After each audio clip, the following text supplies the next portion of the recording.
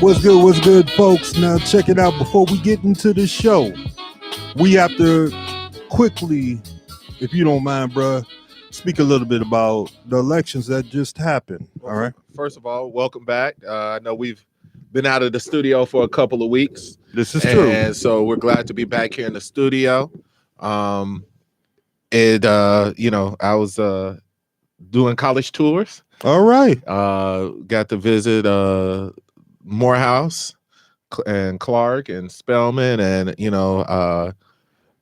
it made me want to go back to college, brother. I mean, it was some powerful brothers down there. Okay. So shout out to the Morehouse and everywhere on the campus. I was walking around with my son, and I mean, they were just so welcoming, and I was just like, wow, this is a truly dynamic experience, and as you are people out there listening, helping their children, prepare to go to college. I just want to say it's very important that you go and visit the colleges. This is where you're sending your child for 4 years, or if you are listening and a young person and you're going to be spending your next 4 years there, you're making an investment. Somewhere in the realm of $100,000. And that's on the cheap side. That's literally on the cheap side. Yeah. That means your school only costs $20,000 a year. Right. So definitely make the trip, make the investment. It's worth it. The school should fit like an old pair of shoes. It should be comfortable, and you'll know it when you're there. And I'm not saying college is for everybody. I would never say that. But if you're going to make that choice, it's so important that you visit the college and things like that. So that's the the daddy part of me. Okay. Doing that. Let's talk politics for a few minutes. Just a minute or two. Yeah, go ahead. I don't know, but yesterday was a great day in history. Of course, Brandon Johnson won here. We'll get back to that. But somebody was given their Miranda rights. They were told they have the right to remain silent. They were told that they have the right. He was looking so sad and lonely. Like, oh my God. But he likes to take over the crowd and take over everything. He couldn't do that. But he was in New York. That ain't gonna happen. Hey, wasn't he the one that said, "Oh, if I shoot somebody in New York Avenue, y'all still gonna vote for me"? So go vote you for the man. Well, what happened? Well, now he got to vote. He gonna get voted by 12 people, guilty or not guilty. And so it was. We should never take joy in someone else's misery. Well, most folks. If you are the cause of, and that's supposed to be good for this month, y'all. Y'all know it. But go ahead. If you are the cause of so much misery, so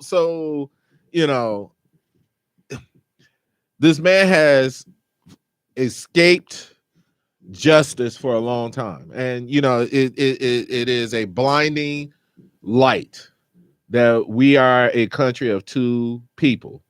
The fact that you can advocate open rebellion, the fact that you can encourage our enemy to take up arms against us or not defend us against a common enemy, both foreign and domestic, because he failed on that part.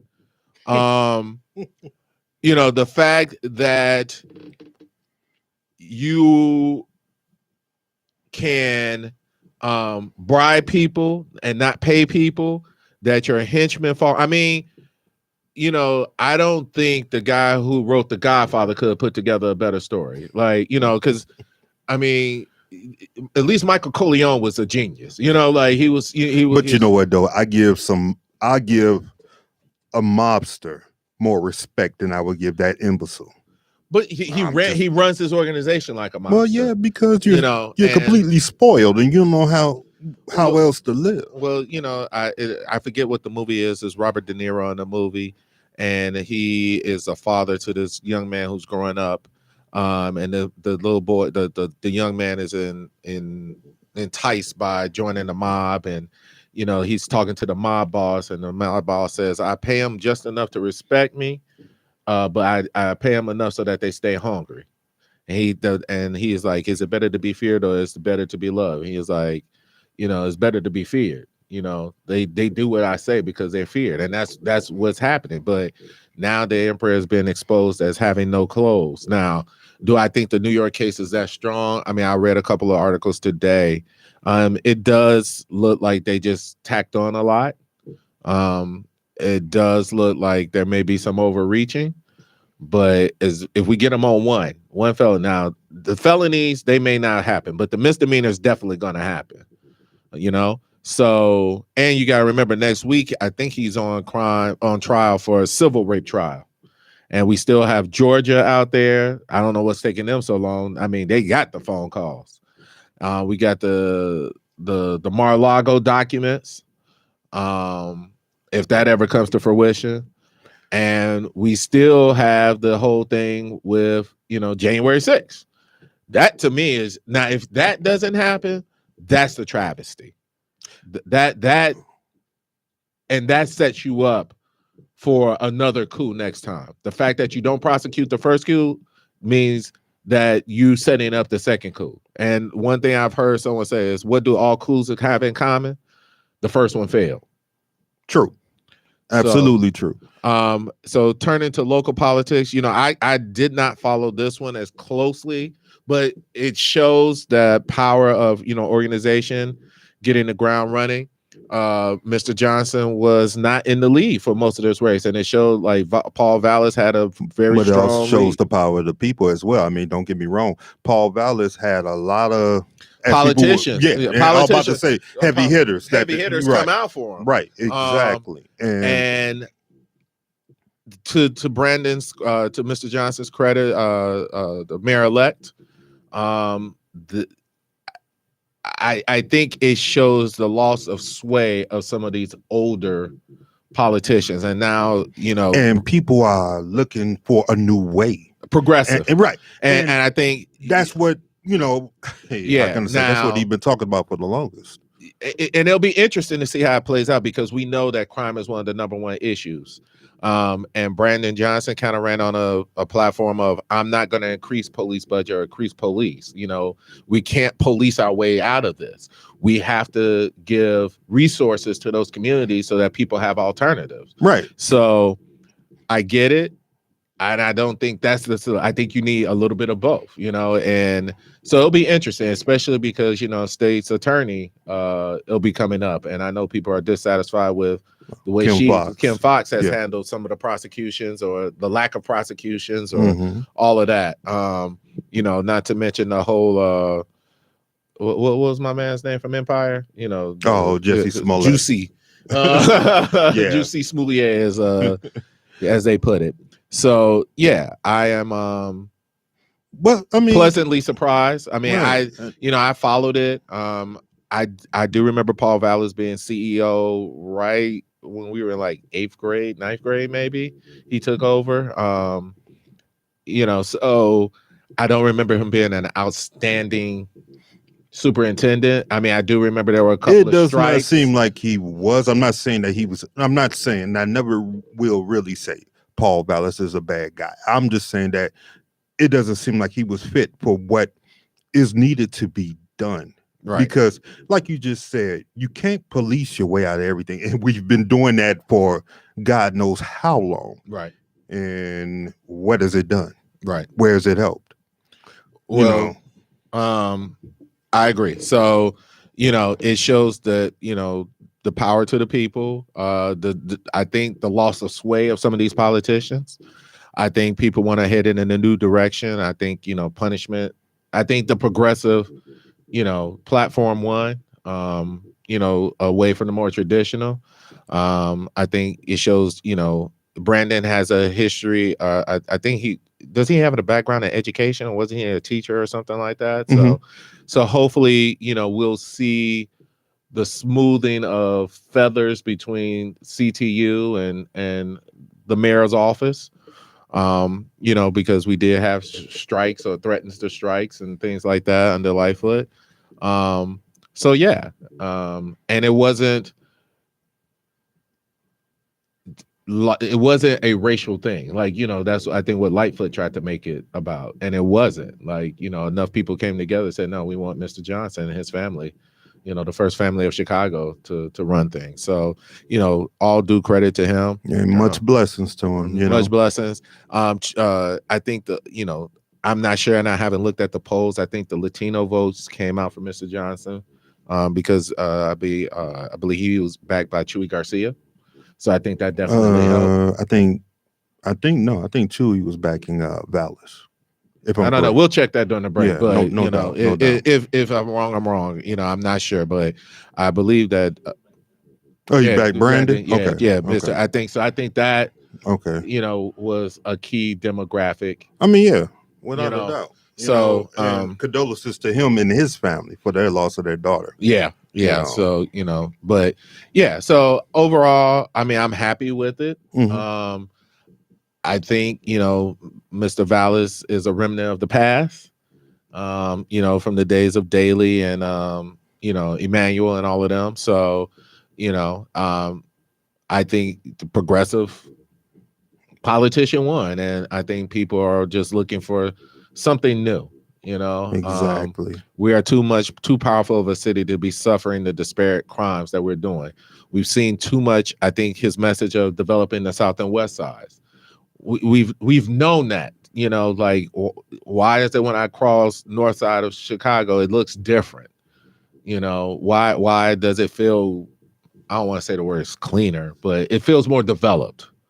Especially, on the west side and the south side. And so, you're always directing businesses to either downtown or the north side. Well, some of these businesses need to come to the south side. Exactly. Exactly. And to help those sides of the city. But also, too, real quick, want to speak real quick about a couple of other local races, about two gentlemen who have been on this show. John Lash has won his candidacy for alderman at large in Aurora, Illinois. So congratulations to him. Awesome. Yeah, he was on the show right when we first started. Yes. Yeah, so that's awesome. Right. And then I have a bone to pick, even though it's my home city. I love my city, but I got a bone to pick with the city of Harvey, Illinois. Yes. He lost to the incumbent mayor who... With the security team? Yes. The 10-man security team? Lord knows, nobody knows how he still won. Well, it's been talk, but we're not going to dip into that talk. But the fact that people, y'all did not come out to vote. I seen the numbers and... Was it low voter turnout? Yes. And... Was it close?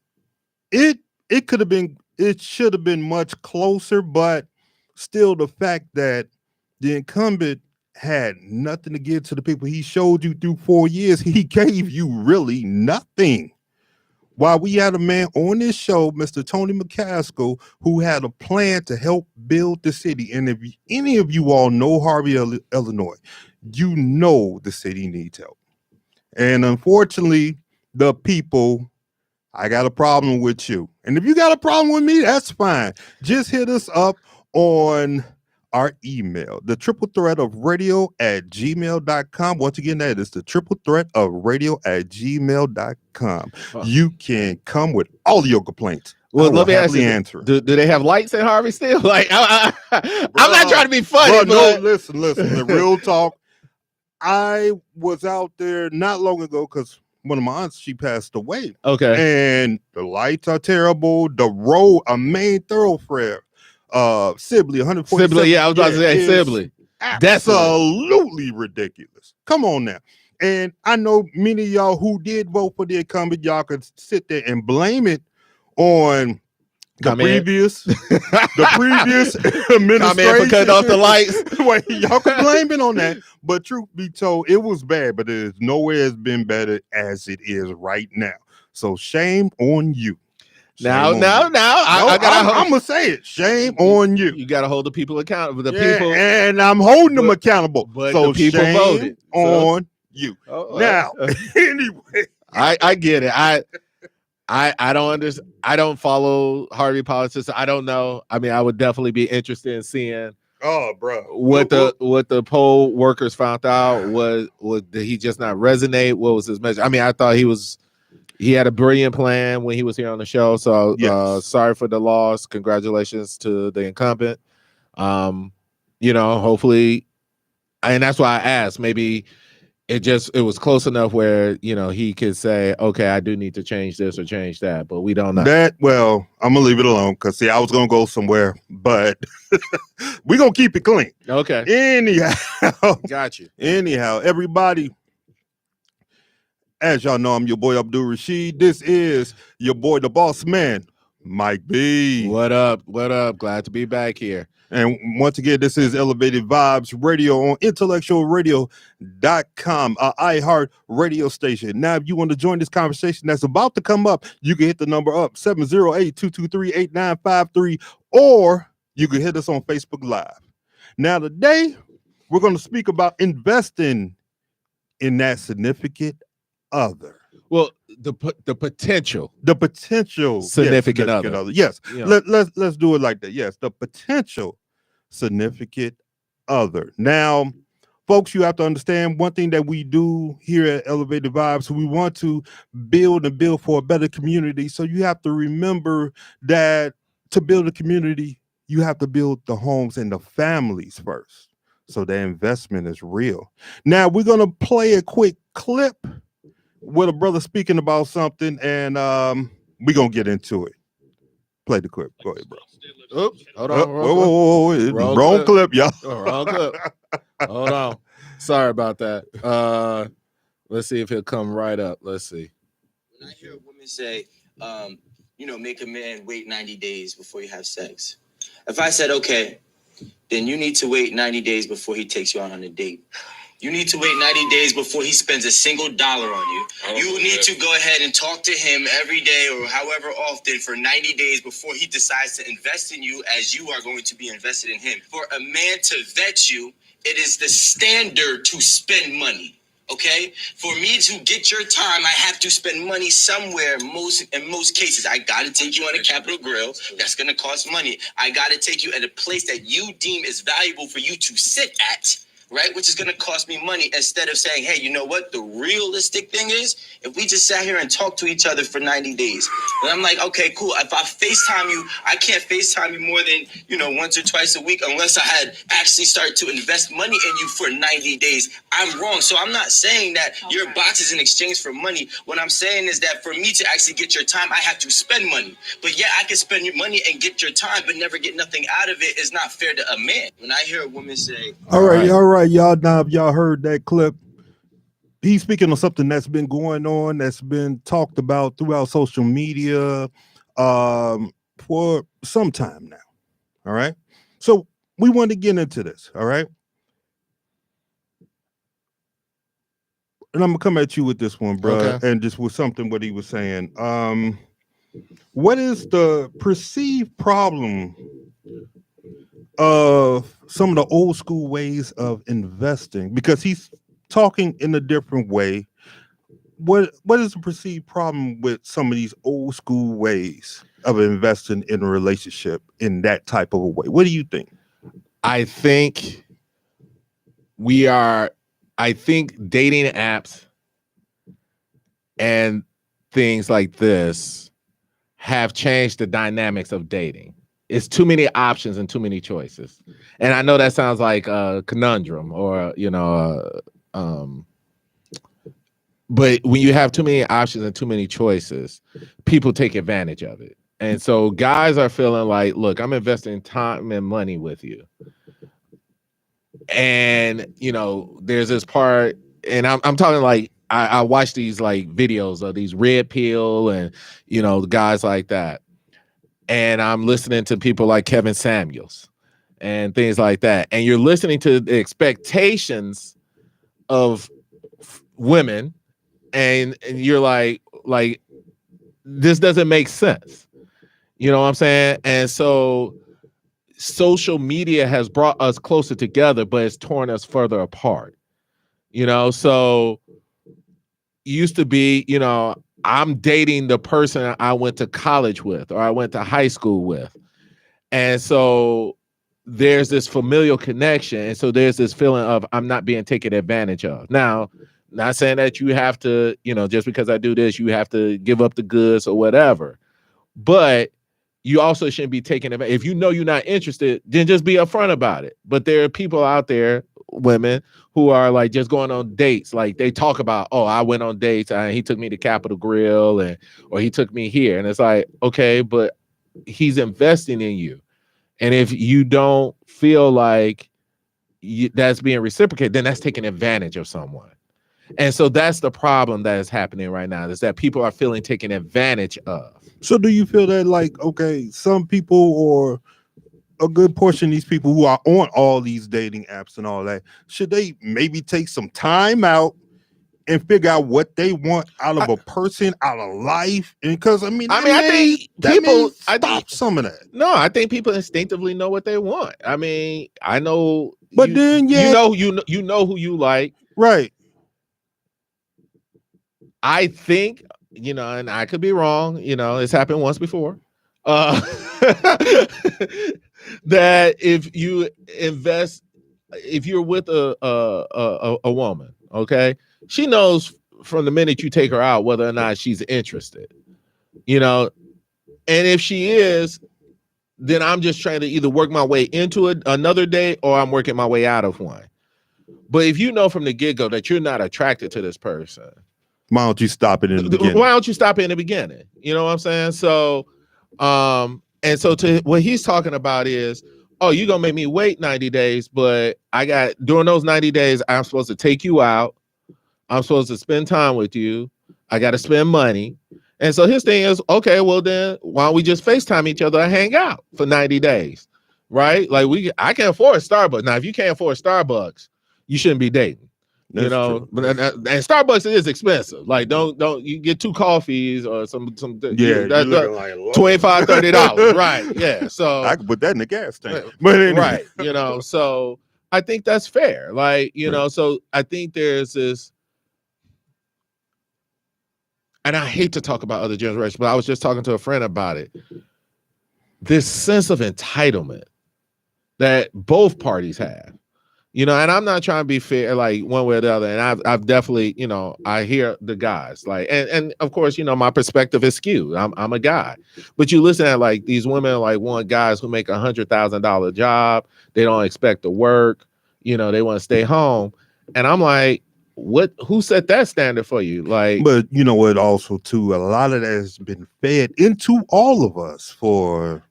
My mama worked. But your wife worked. Right. Your mama worked. I'm not saying that. I'm saying in general from things from society, and that's where people is catching this from. No, do you not see that sometimes? No, with some things with what? New. Like, okay. Talk to me. Come on. The whole working thing? Like you? No, not even that. I'm talking about, as you said, the sense of entitlement. We created that. It happened after us. Mm-hmm. They saw our generation crying when we didn't get the medal. So parents said, oh, well, everybody's going to get a participation award. Well, the fact is that absence breeds hunger. Right. So I tell you the story all the time. I remember 2nd, 3rd grade, they were giving out little metal cups for gym, and I didn't get one. And I tell the story, but I was one of the top students in academics, never got an award. Well, that's because they're supposed to be expected. What? Like, you know what I'm saying? So, and that's kind of what I'm saying. It's kind of expected, not inspected, expected. Yeah. But it's expected a lot of times.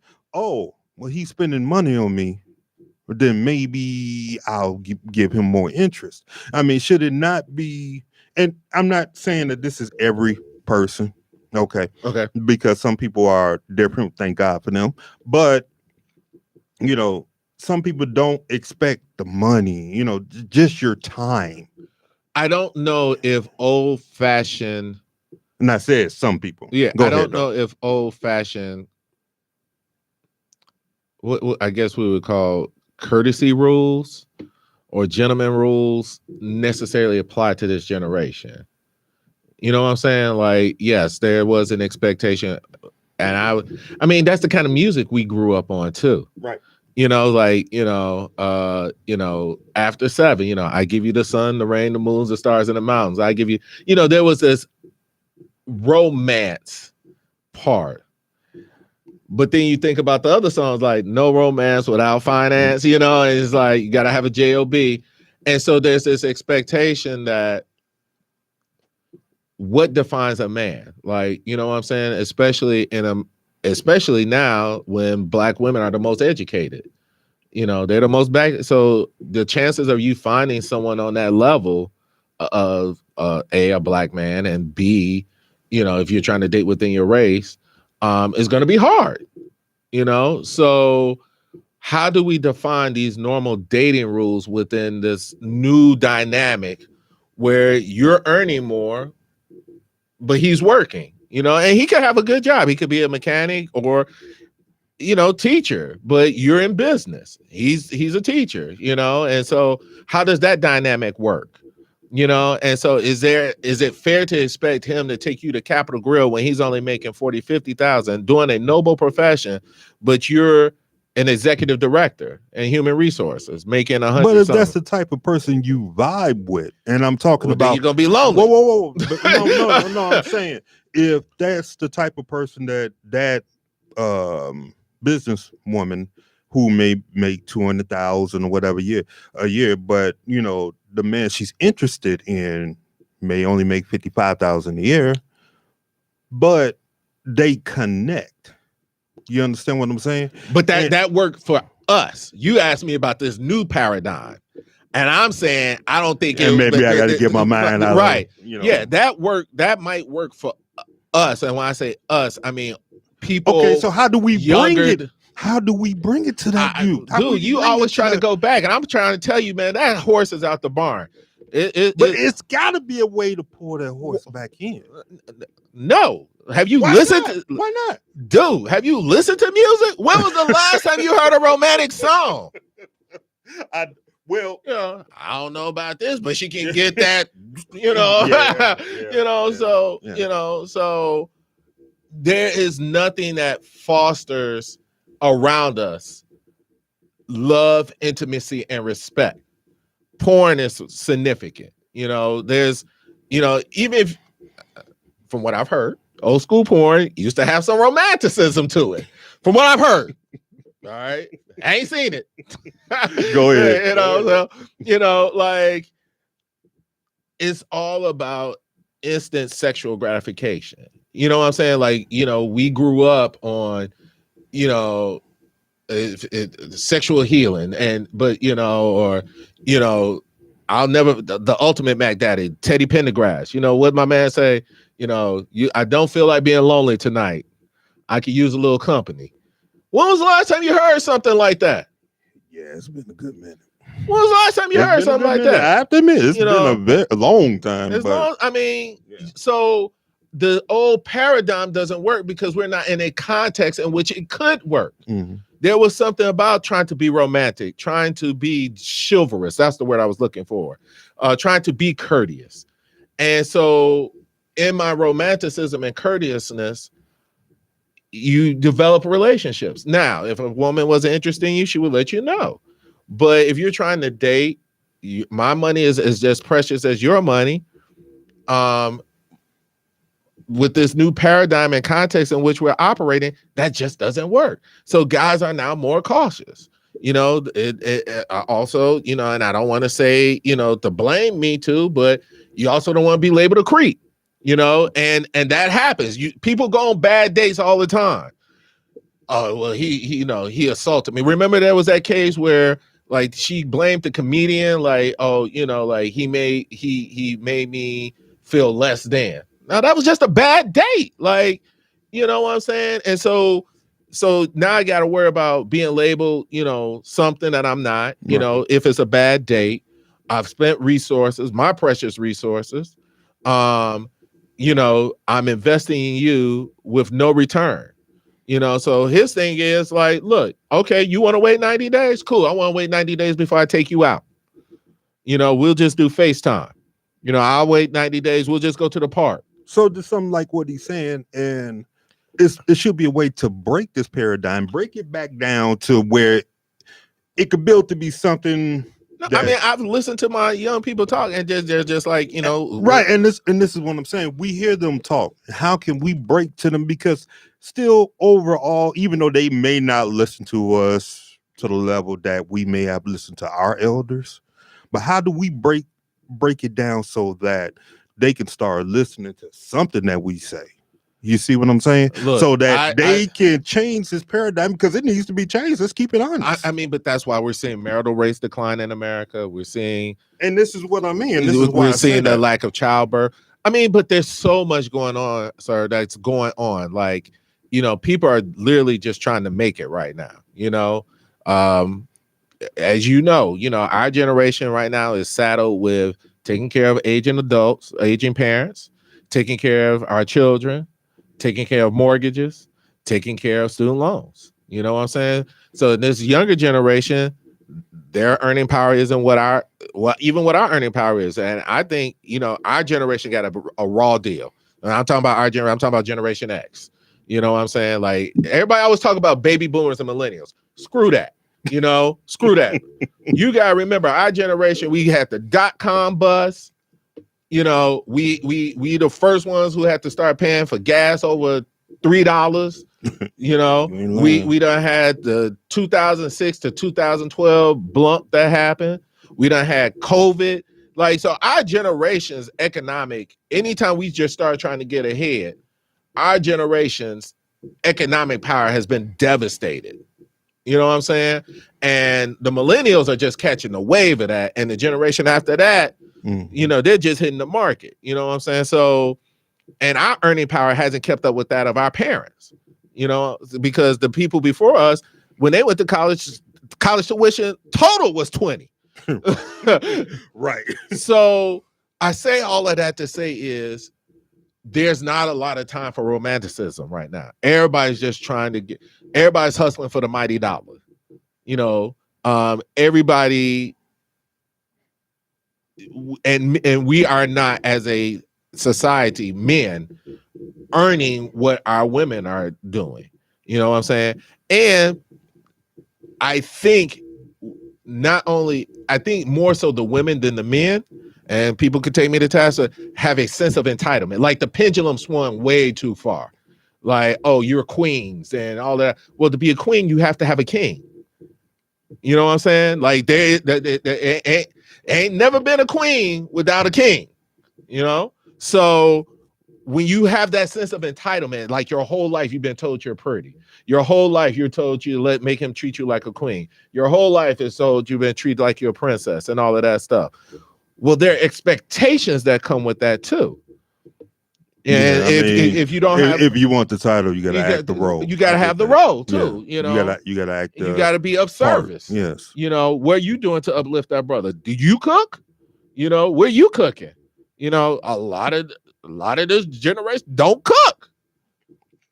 So what are you doing to bring people in? What are you doing to improve yourself to make you worthy of, all of that? And so I think that sense of entitlement has scared off a generation of men. And they always want to say, well, men ain't being men. Well, what defines manhood now? You want us to be stoic, but we got to express our emotions. You want to spend time, but you want me to work and make all of this money, but I got to spend time with you. So it's these paradigms, these dynamics that make it challenging. And so, when you talk about investing in your significant other, like it's hard when you're investing in yourself just because you're just trying to make it. All right. Do you feel that people in general need to start pushing for, because a lot of this went through certain programming, just like you spoke about with the music and so forth. We need to possibly push for better, not only music, but things you see on television, things through social media in general. We need to try to push that in some type of way, because I agree with you. Everybody is on that money hunt, which is understandable, but I think social you media, lose. I mean, wasn't it Bob Marley who said you gain the gold, but you may lose your soul? Yeah. Some of that I mean, y'all definitely take me to task on that because I can't remember the line correctly. But still. Yeah. No, I think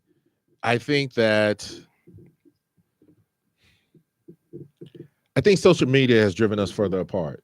I agree. It's made us more primal.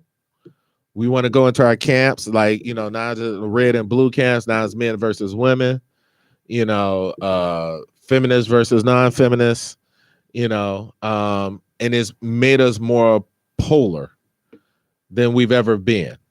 And I think that's also contributing to some of these issues. Like, and I get, I listen to Andrew Tate, Kevin Samuels, Andrew Tate's brother. I can't remember, Myron, I think is his name, Myron. And I listen to these guys, Pearl, and I appreciate their views. I think they are trying to say that within this new dynamic, like, something has to change.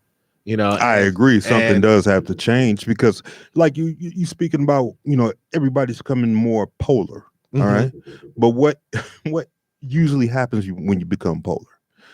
You become alone and then you die. Well, that's what they're saying. Like, this is all it is. This is the highest percentage of, and you can't take that money with you. Men who are virgins in America, like. And I say, I think women are on track to be this current group of women. I forget what age they said is on track to be the highest population of childless, marriageless women on ever in the United States. So what is happening that has driven us further apart and decreased our need for intimacy? Because that's what relationships are. It's about intimacy.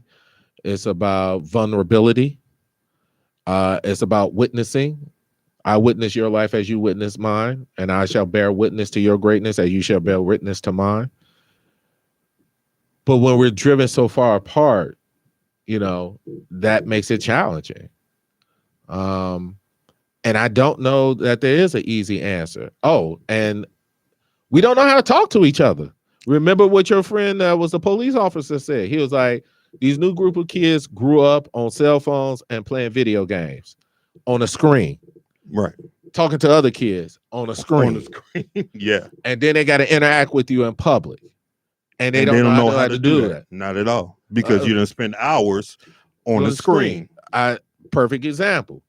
Me and you, if we wanted to play video games, I had to come over to your house. Right. We had to interact with each other. Absolutely. I had to interact with your parents. Right. I had to interact with your siblings. I had to interact with, and it wasn't just me and you. Your time is limited because when mom or dad get home, you have to get out my house. Y'all ain't gonna use up all my electricity. That's when I first found out electricity was a finite resource. I ain't never went and turned the lights on and it didn't come on. Right. But back then, you couldn't use up all the people's electricity. Yeah. Right. So you come over, you play Pac-Man, Pong, Cubert, whatever, Outrun. Right. That was really I think that was when Sega first came out. That's when we really started going over to each other's houses and playing video games, or I would bring my video games to your house. Right. You know what I'm saying? Mm-hmm. And so we had to interact with each other. Now they don't have to do that. Who's your friends? Well, such and such, such and such, such and such. You go to school with them? Nah. Well, how you know them? Well, we play video games. When you meet them? I ain't never met him. What are you talking about? How is he your friend? Because we play video games all the time. He's on my squad. What? Wait, hold on. And then you find out they're in a different state. Different, like, who are you talking to? Right. Who is this? But you know what, too, as well, with that, with that interaction, you abided by a certain set of rules. Correct. With what's going on now, there are no rules. I mean, well, guys I don't see guys even hanging out. Like, who's your crew? Like, guys keep other guys in check. You know what I'm saying? And that's so important for development. It's like we learn from each other. So if you're not hanging out with other guys, how do you learn to be a guy? How do you learn how to talk to other females? You know, how do you learn how to approach females? You know what I'm saying? Like, Right. so if y'all not doing that, then, you know, heck, give you a perfect example. Did your kids go to prom? Yeah. My kids ain't. You know, it's like you want to go to prom? No. Why aren't you going to prom? None of my friends going to prom. What? See, and now I'm looking at you like, for real? That's what, right. Like, prom is not prom was junior prom was the first time you asked a girl out, or a turnabout. If you had turnabout dance, and some of y'all don't even know what turnabout is. So, you know, that was when the girl was supposed to ask you out. Exactly. So you don't have the school dance anymore. That's fallen as a social function. Wow. Now, So, honestly, I didn't even know that, but yeah. Right. So you're in school. You're not really interacting with each other. At least I don't know. You know, I don't know how much the high school dynamic has changed. But if you're not even going to prom, or you're not asking someone out, or you're not interested, you're not developing the skills in childhood or teenagehood that allow you to practice and manifest to become a better person, to attract a person of the opposite sex. Okay. You know, and even dating in high school, that forms the basis of the lessons you learn on how to date as an adult. You know, like, you learn how I did this with this girl in high school, that didn't work. Let me try this. Let me do this. You know, and each time you're practicing these skills. Well, if you've gone through your whole high school never having really had a girlfriend or a person of the opposite sex, how do you expect to thrive that as an adult? Absolutely. Absolutely. And you don't even have nobody teaching them. Like I said, you and I came up on, you know, Luther Vandross, Teddy Pendergrass, Right. you know, Stevie Wonder, you know, Keith Washington, Freddie Jackson. Shoot, we grew up on just listening to commercials. Yeah. You know, Yeah. you know, Time Life commercials, you know. Yeah, you know, the Shalimar, you know, this ring is for the loving. I mean, Right. we grew up listening to lyrics. I get what you're saying. Yeah. And that's what I meant by the programming. Yeah, as well. taught romanticism, and that's what I'm saying. And taught courtesy and affection. This is something that we need to turn around and, you know, break the whatever this programming is now and bring it back to that. You understand what I'm saying? I mean, even if, you know, and I know this, I don't think there's any type of group out there, but, you know, even if a group of folks get together and start pushing towards some of these media companies, we need to bring some stuff back like this so that people can grow to be a little bit better than what they are. I mean, you don't even have your romantic, remember the romantic comedies. You don't have those anymore. Like, you know, well, a lot of them are kind of screwed, but yeah. You know, I mean, what was the last? I mean, my wife doesn't think it's a great movie, Love Jones, but I mean, we had those kind of things that encourage love, and you just don't see those type of films anymore. You don't hear those type of lyrics. So we're not in a very fostering loving kind of culture now. Right. And that's what I'm saying. We, especially folks around our age, we need to push that, bring that culture back. We are so hard, and I get it. Trust me, I get it. You know, we are so hard on this money hunt, you know, that culture that we had is lost. I mean, like I said, what happened at 10 o'clock every night on WGCI? What happened? What was the name of that? You remember? Quiet Storm. Oh, yeah. Yeah. Yes, you know, you make a tape for the girl that you like. Right. You know, praying that the dude didn't talk over the tape. You know, like, so. Like, dude. Yeah, shut up. Like, you know. So all I'm saying is there's nothing around us right now that encourages, fosters, enhances developing romantic relationships. Yes. That you don't learn how to talk to a person. You know, everything is screen time. You don't call nobody. You remember the first time you had to call a girl? You had to pick up the number. Yeah. You had to pick up the number. Yeah. You know, be kindly to the parents. If they, they come on, and sometimes you already playing out the whole conversation. Already in your playing head, out you already had, you talk to your boys first, right, like, yo, what I'm gonna say? Hello. Right. Just say hello. You may call an uncle or cousin, like, right, hey, what should I say? Blase Skip. Hey, Miss Johnson, how you doing? How can I help you, sir? Miss Johnson, I was calling to speak with, Paula. Right, and then that will help you. And that will help you as well interact with your parents, because if you're your first time doing it or whatever, you may come up to your moms or your pops and you may ask them, hey, how do I really like this girl, or flip flop, the girl, coming to the parents with, guide, and they'll tell them what to do and so forth. Dude. You don't have that interaction, even that with the parents, because of how things are right now. Look, I knew I was old. And those are simple things. Look, I knew I was old when people were talking about they don't exchange phone numbers. They say, give me your Instagram. What? Like, hit me up and hit me in my inbox. What?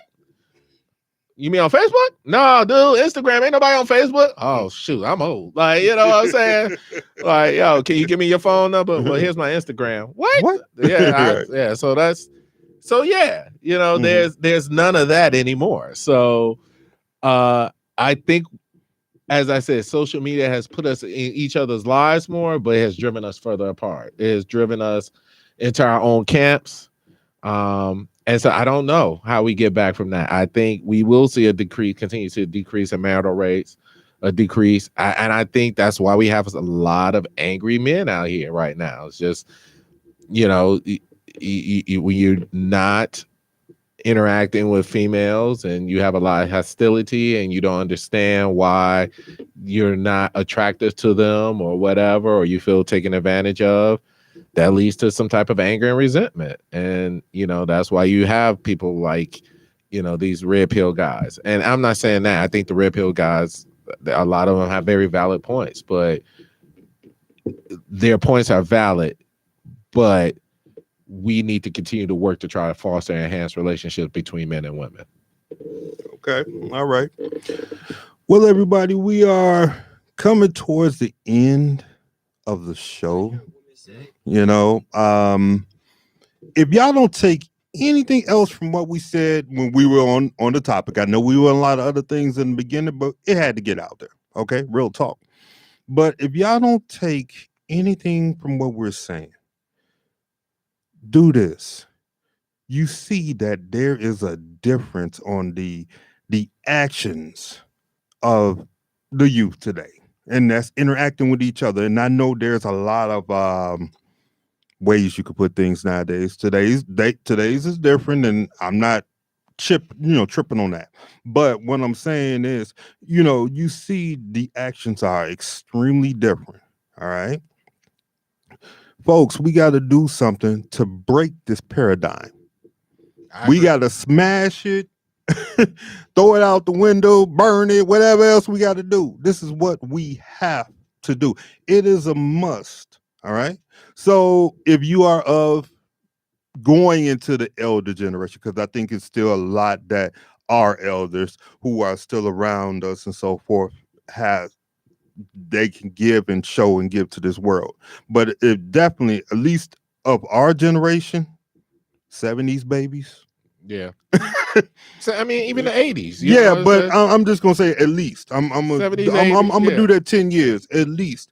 Our job is finding a way to break this paradigm, smash it, get rid of it, and make this change to build better. Is there anything you got to say, brother? No, I want to wish everybody have a great week. Be kind to each other. It's just been a long week for me and long 2 weeks. So for both of us, actually. So my head been spinning. Go ahead. Never miss an opportunity to be kind to your fellow man.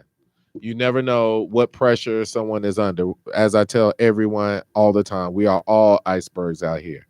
It all looks like solid rock at the top, but beneath you got crevices and valleys. So be kind to each other, but most importantly, and going with the thing, be kind to yourself. Be unmercifully kind to yourself. Be unmercifully nice to yourself. Challenges come not to defy us, but to define us. And Don't focus on the problem, focus on the opportunity. And those are my words for the week. All right. Well, this is your boy Abdul Rashid along with Boss Man. All right. This is Elevated Vibes on IntellectualRadio.com. We will be back with you next week. Peace.